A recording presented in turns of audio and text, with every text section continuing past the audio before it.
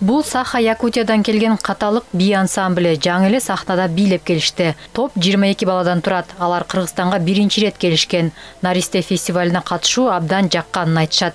Особенно вместе всем ездить и вообще...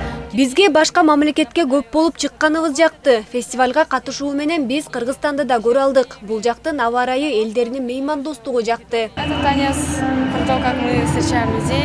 Биздин бийибиз элдерди тосуп алуу жөрөлгөсүн чагылдырат. 2016-жылдан бери бийлеп келем. Фестивалга катышууда түрдүү элдердин чыгармачылыгын, өзгөчөлүгүн көрөбүз. Бизге баары кызыктуу.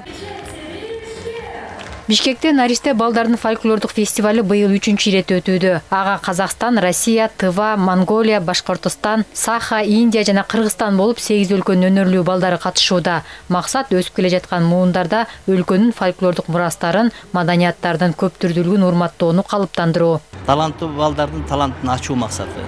Мына фольклор боюнча кимдин кандай таланты бар, бири-бири менен таанышат, ачылат.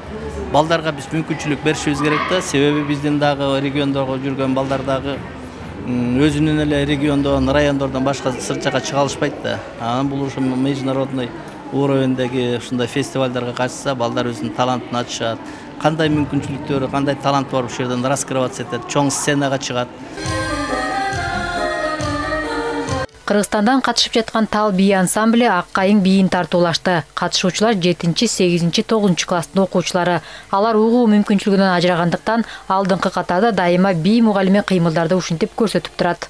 Булар менен иштеш чындыгынан да оор эле, анткени түшүндүрүп, өзүңүздөр көрдүңүздөр, булар музыканы укпайт, анан баарын көрсөтүп, ар бир движенияны турушунан бери көрсөтүп беребиз. Кыйын эле болот, бирок ошону иштешип келатабыз. Ушул бий менен Турцияга барып биринчи месттен алып келишти деп уккан болчумун Аккайың менен.